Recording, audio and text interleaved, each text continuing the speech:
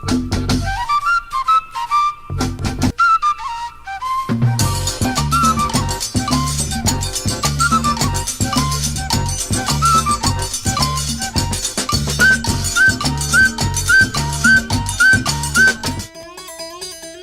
capítulo passado de Os Últimos Dias do Rei do Cangaço, você ficou sabendo sobre os tipos de armas usadas no combate de Angico pela volante policial alagoana e o bando de Lampião. Hoje, no quarto e último capítulo da série, você vai conhecer o resultado da pesquisa forense feita nas vestes de Lampião, 80 anos depois da morte dele, e que tira dúvidas sobre quantos tiros acertaram o rei dos cangaceiros no último dia de sua vida. Isso é imperdível, não deixe de ver. Quando a gente faz levantamentos periciais em locais de crime, um dos elementos que a gente avalia também, além de todos os elementos vinculados, são as vestimentas, né? Então a gente, para poder analisar e tentar elucidar algumas dúvidas do que aconteceu na morte de Lampião, a gente pegou os elementos que estavam aqui no museu, que são as cartucheiras, o punhal e a bainha, que possuem avarias com a compatibilidade, né, de disparos de arma de fogo. E a gente tentou montar no Coronel Luciano, que tem uma estatura parecida com o Lampião, para poder identificar trajetória do disparo, saber de onde provavelmente veio esse disparo e onde esse disparo atingiria Lampião, porque a gente consegue constatar que os disparos nas cartucheiras e na bainha, eles transfixaram ou tiveram uma mudança de trajetória que realmente atingiram quem portava, ou seja, Lampião. Na cartucheira, especificamente, a gente consegue constatar uma avaria próxima à região central, frontal dela, tá? A gente tem características que indicam como tem uma avaria lateral, mais lateralizada à esquerda, e a perfuração na região lateral direita, em diagonal, a gente consegue constatar que esse disparo veio nesta direção, transfixou a cartucheira e atingiu Lampião, tá? Provavelmente algum órgão vital, tá? Pulmão, e pode ter levado sim Lampião à morte ou ter levado ele a tombar ao solo, ok? Também constatamos outra avaria, tá? Compatível com um disparo de arma de fogo, que é essa avaria na bainha, tá? E no punhal.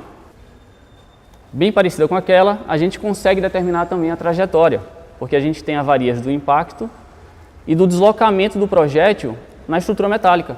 A gente percebe que ele bate inicialmente aqui, se desloca para cá e aqui provavelmente ele teve uma mudança de direção, tá? Atingindo a região genital ou a virilha de Lampião. Esse projétil aqui.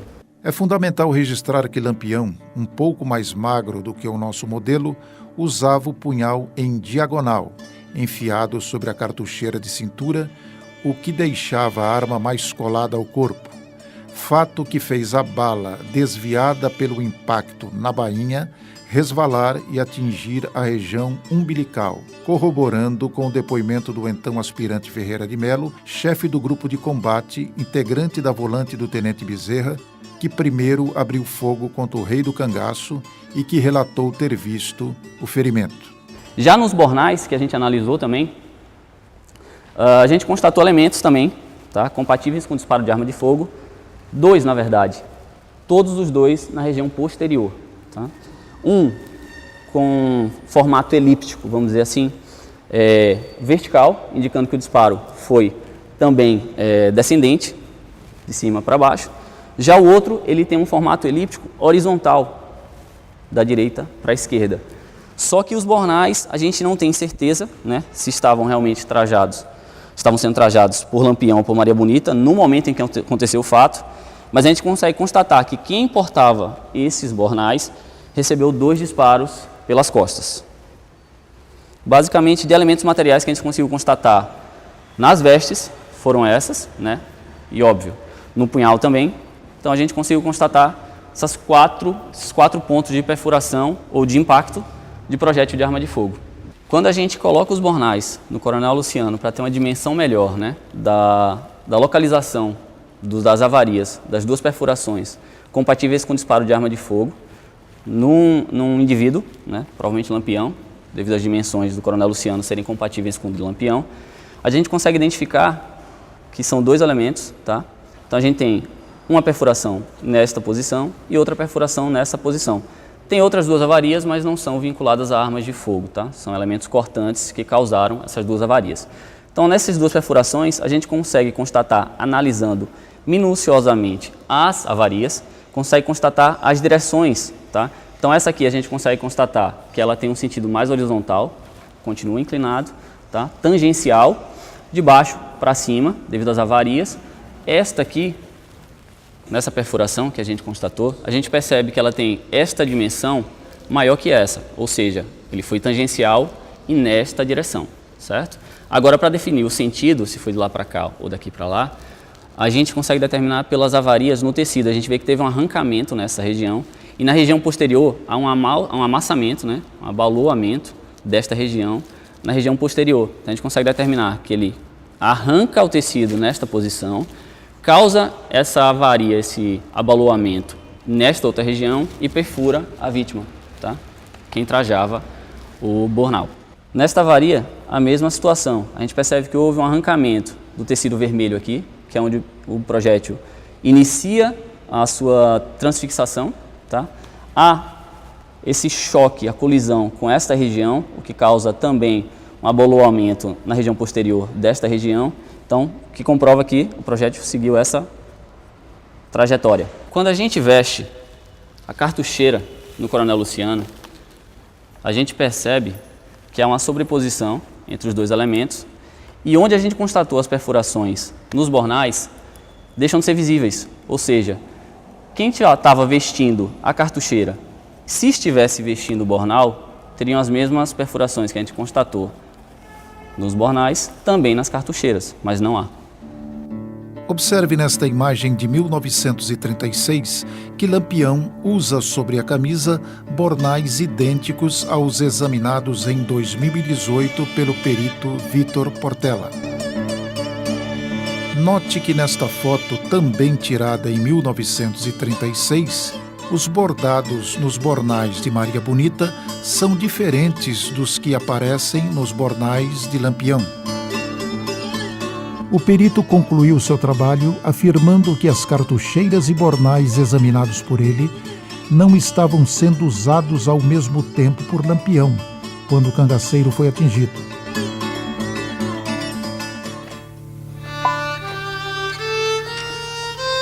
Minha pedra cristalina que no mar fosse achada entre o cálice e a hóstia consagrada.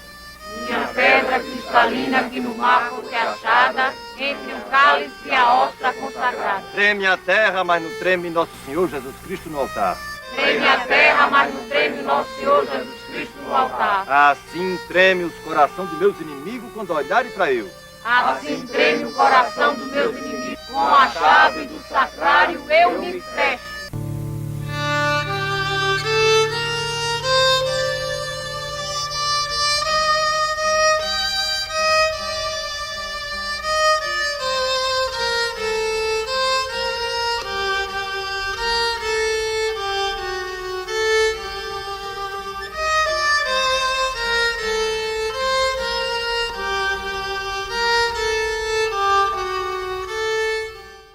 Depois vimos a minha presença nesta casa, em que meu nome é invocado e dizeis: nenhum mal nos foi infligido, tendo embora cometido todas essas abominações.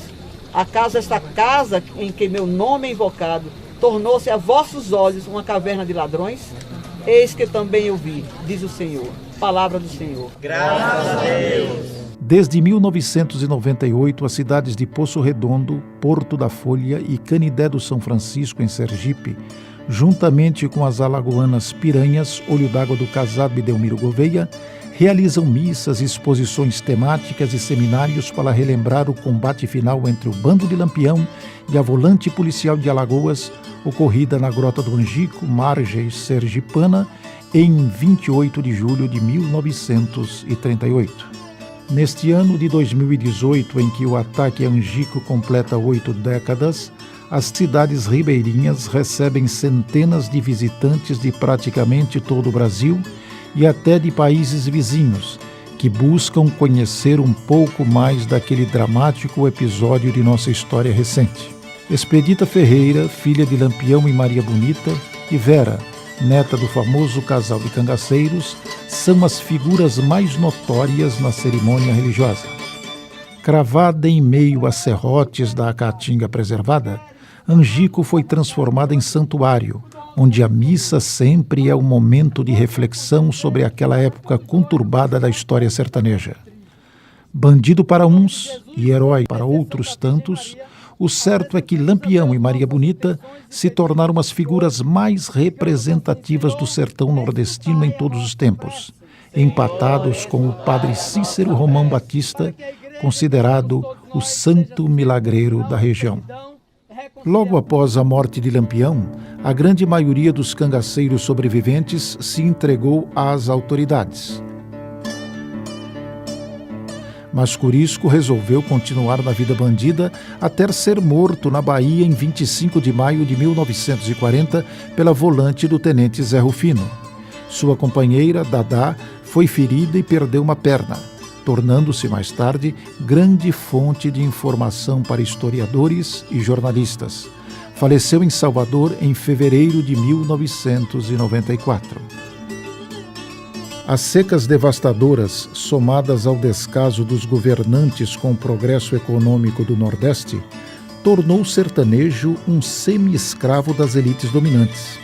Essa situação de desesperança empurrou grande parte da juventude à criminalidade, principalmente os inconformados com a violência da polícia contra as camadas mais humildes.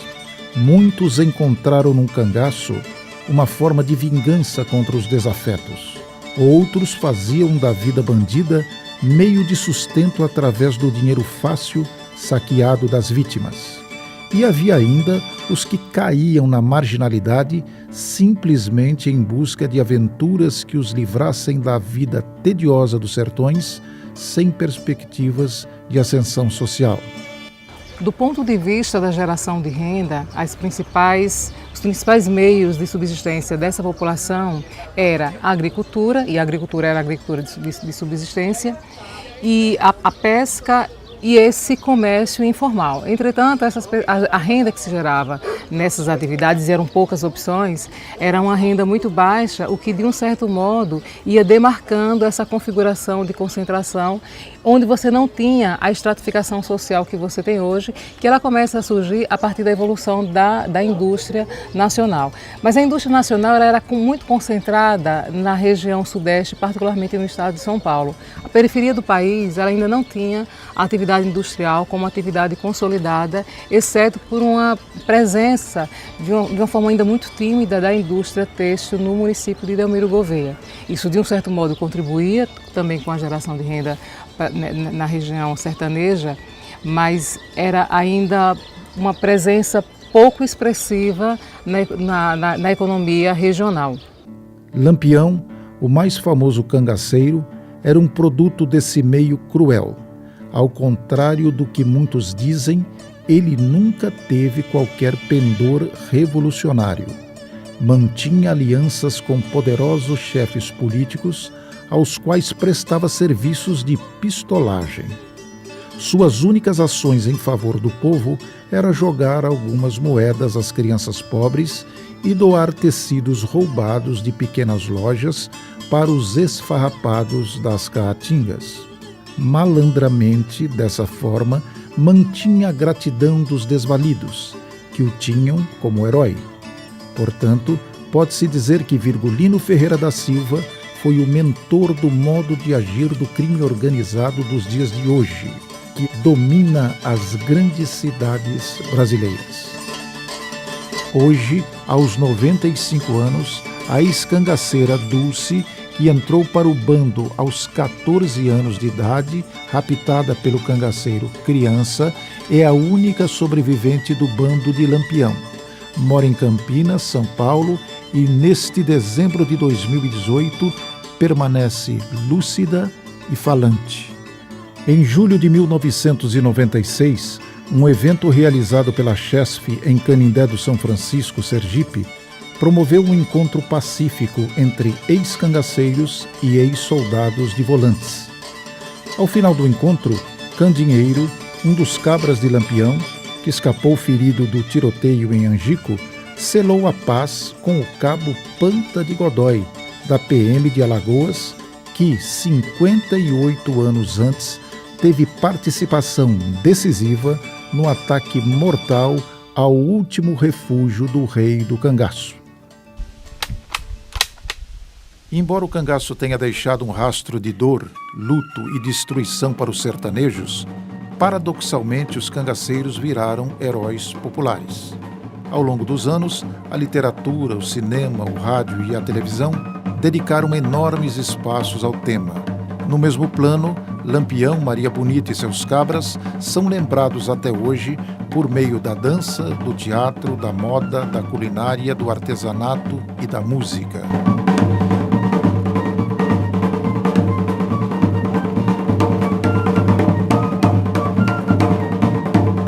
Mortos e decapitados em Angico há 80 anos, saíram da vida para entrar na imaginação do povo. Se aquiete, cangaceiro, lua branca já surgiu. Pegue a sua viola e sossegue esse fuzil.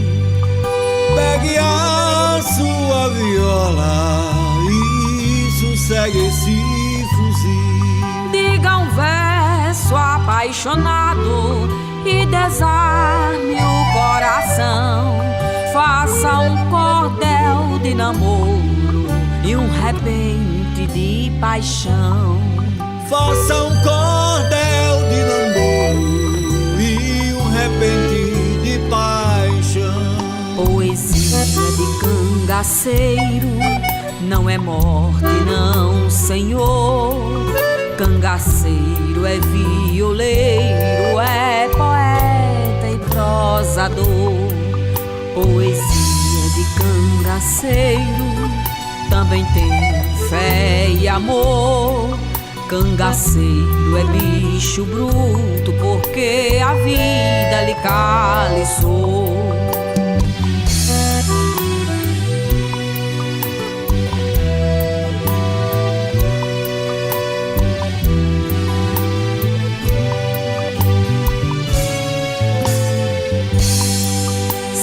Aquete, cangaceiro, lua branca já surgiu.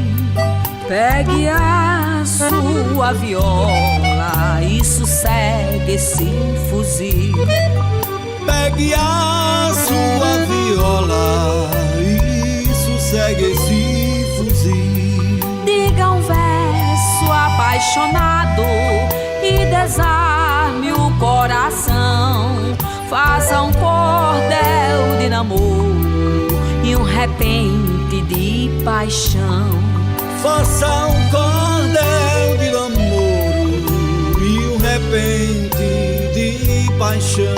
Poesia de cangaceiro não é morte, não, senhor. Cangaceiro é violeiro, é poeta e prosador. Poesia de cangaceiro também tem fé e amor. Cangaceiro é bicho bruto porque a vida lhe caliçou. E diante da majestosa lua branca suspirava o cangaceiro, soluçante a sonhar, com uma tapera pequena, uma viola serena, uma brejeira morena feita para amar, em um lugar onde não haverá mortes, tiros ou guerras, só a pequena tapera, a morena, o amor